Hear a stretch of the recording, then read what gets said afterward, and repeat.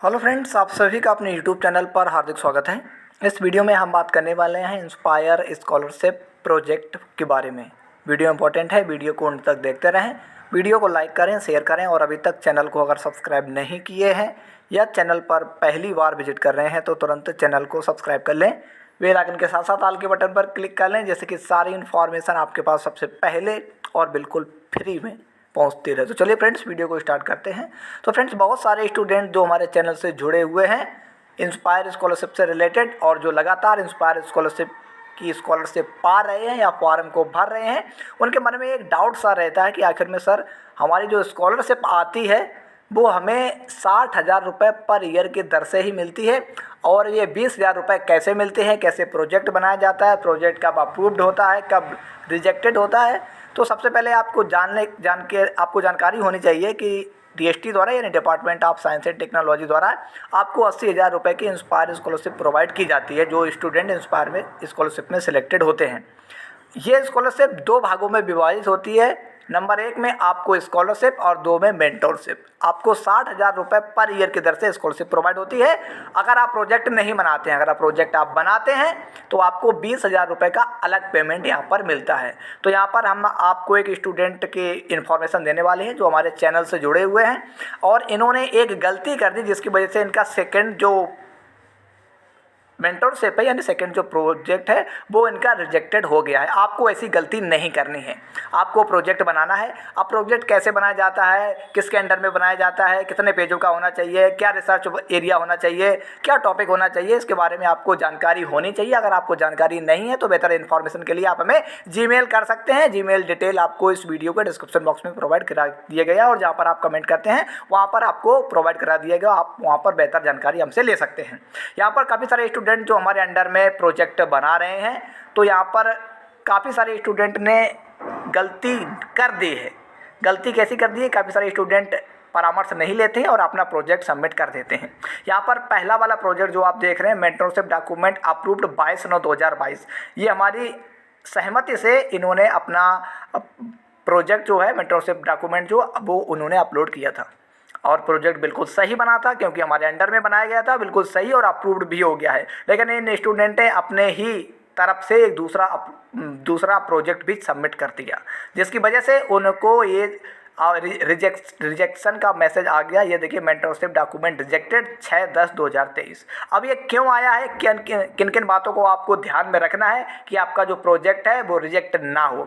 सबसे पहले आपको ध्यान करना है कि आपको एक दो डॉक्यूमेंट आपको पीडीएफ में डाउनलोड कर लेने हैं ऑफिशियल वेबसाइट से, प्रोजेक्ट से रिलेटेड, मेंटोरशिप से रिलेटेड। अगर आपको नहीं पता तो इस वीडियो के डिस्क्रिप्शन बॉक्स में हमने प्रोवाइड करा दिया पीडीएफ, वहाँ से डाउनलोड कर लेते हैं। तो वहाँ पर आप टर्म एंड कंडीशन सारे लिखे होते हैं, उनको आप ध्यानपूर्वक समझिएगा और उन्हें फिल करिएगा, तभी आपका जो प्रोजेक्ट होता है उसका रिजेक्शन का आने की संभावना ना के बराबर होती है। वहाँ पर आप ध्यान दीजिएगा कि आपका जो टाइम पीरियड है मिनिमम 6 to 8 वीक है, यानी कम से कम में आप जो प्रोजेक्ट किसी प्रोफेसर के अंडर में बनाएंगे तो वो मिनिमम 6 वीक का होना चाहिए, मतलब मिनिमम 6 से 8 वीक का होना चाहिए। उससे ज़्यादा आपका हो सकता है, उससे कम नहीं होना चाहिए। और यहाँ पर आप ध्यान अगर आप देंगे तो पहला जो डॉक्यूमेंट इनका अप्रूव्ड हुआ है वो 22 सितंबर 2023 को अप्रूव्ड हुआ है और उसके तुरंत कुछ दिन बाद उन्होंने एक दूसरा प्रोजेक्ट भी साइट पर अपलोड कर दिया जिसकी वजह से यानी टाइम पीरियड जो रहता है 6 से 8 वीक, इससे कम नहीं होना चाहिए, इससे ज़्यादा होना चाहिए, लेकिन उससे कम वीक में ही स्टूडेंट ने एक प्रोजेक्ट कंप्लीट करके यहाँ पर अपलोड कर दिया है जिसकी वजह से डीएसटी द्वारा ये प्रोजेक्ट रिजेक्ट हो गया। यानी उनकी जो मेहनत थी, हालांकि स्टूडेंट का ये कहना है कि उन्होंने पहले बना लिया था 2-3 महीने पहले, लेकिन अभी उन्होंने ये डेट डालकर, तो भी जो भी प्रूफ होता है उसके आधार पर ही डीएसटी आपका जो प्रोजेक्ट होती है वो अप्रूव्ड या डिसअप्रूव्ड या रिजेक्ट करती है। तो पहला जब आपका प्रोजेक्ट अप्रूव्ड हो जाए, समझिएगा, सारे आप प्रोजेक्ट ऐसे नहीं कर सकते। जब आपका पहला प्रोजेक्ट अप्रूव्ड हो जाए उसके बाद आप नेक्स्ट प्रोजेक्ट पर काम करिएगा और उसकी डेट भी उसके बाद की डालिएगा, तभी आपका प्रोजेक्ट का जो रिजेक्शन होने का चांस रहता है वो ना के बराबर होगा। तो आप इन बातों का ध्यान रखिएगा जब भी आप प्रोजेक्ट बनाएं। अगर आपका पहला एक्सेप्ट हो गया है तो आप सेकेंड जो प्रोजेक्ट बनाए तो उसके बाद ही बनाइएगा और उसके पहले की डेट मत डालिएगा और कुछ वेट करके बनाइएगा। ऐसा नहीं कि आपने 15 तारीख को ख़त्म किया, 15 से ही स्टार्ट कर दिया, ऐसा मत करिएगा। कुछ वीक आप रेस्ट करिएगा, उसके बाद प्रोफेसर के अंडर में नए वर्क, रिसर्च वर्क पर करिएगा, तब कहीं जाकर आपका जो प्रोजेक्ट होता है वो रिजेक्ट नहीं होता है।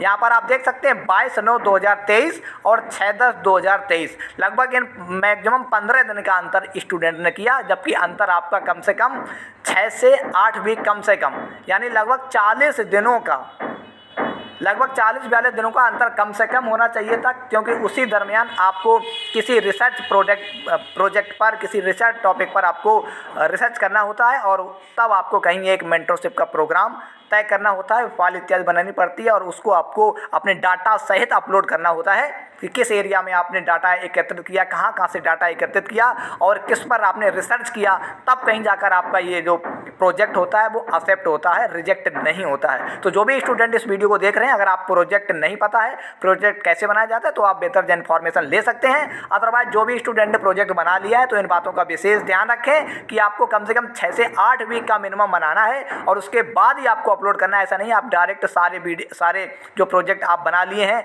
तुरंत एक दिन ही आपने सारे अपलोड कर दिए और एक दिन में अपलोड का मैसेज आ जाता है, ऐसा नहीं होता है। आपको टाइम दर टाइम आपको इस समय देकर इस प्रोजेक्ट वर्क को करना होता है, तब कहीं जाकर department of science and technology यानी इंस्पायर स्कॉलरशिप की तरह आपको 20,000 रुपये यानी इंस्पायर स्कॉलरशिप की तरफ से आपको 20,000 रुपये का आपको अमाउंट आपके खाते में भेजा जाता है। तो इन बातों का विशेष ध्यान रखें कि 6 से 8 वीक का आपको कम से कम बनाना है और इससे कम नहीं बनाना है। अपलोड करते समय टर्म एंड कंडीशन का ध्यान रखना है और बिल्कुल प्रॉपर फॉर्मेट में अगर आप बनाएंगे तो आपका रिजेक्ट नहीं होगा। इन बातों का विशेष ध्यान रखिएगा और जो भी स्टूडेंट हमारे चैनल से जुड़े हुए हैं इस वीडियो को ज़्यादा दोस्तों में शेयर करिएगा, जिससे कि उनको भी इस प्रोजेक्ट वर्क के बारे में पता चल सके। क्योंकि लगभग अगर 1000 बच्चे अगर सिलेक्ट होते हैं इंस्पायर में तो बहुत मुश्किल से बहुत कम ही स्टूडेंट 200 ही स्टूडेंट इस प्रोजेक्ट वर्क को करते हैं, क्योंकि ये बहुत आसान नहीं है।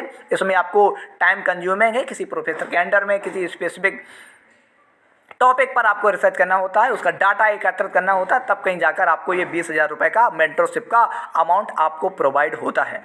तो इसके बारे में अगर कोई आपका डाउट है, कोई प्रश्न है मेंटरशिप के बारे में या प्रोजेक्ट के बारे में, तो आप कमेंट्स बॉक्स में कमेंट करके पूछ सकते हैं। बेहतर इन्फॉर्मेशन के लिए आप हमें डायरेक्ट मैसेज कर सकते हैं। डायरेक्ट मैसेज करने का जीमेल आपको इस वीडियो को डिस्क्रिप्शन बॉक्स में प्रोवाइड करा दिए गए हैं। वीडियो कैसा लगा कमेंट्स बॉक्स में कमेंट करके जरूर बताइएगा। कोई प्रश्न है तो आप पूछ सकते हैं, बहुत जल्द आपको उसका आंसर मिल जाएगा।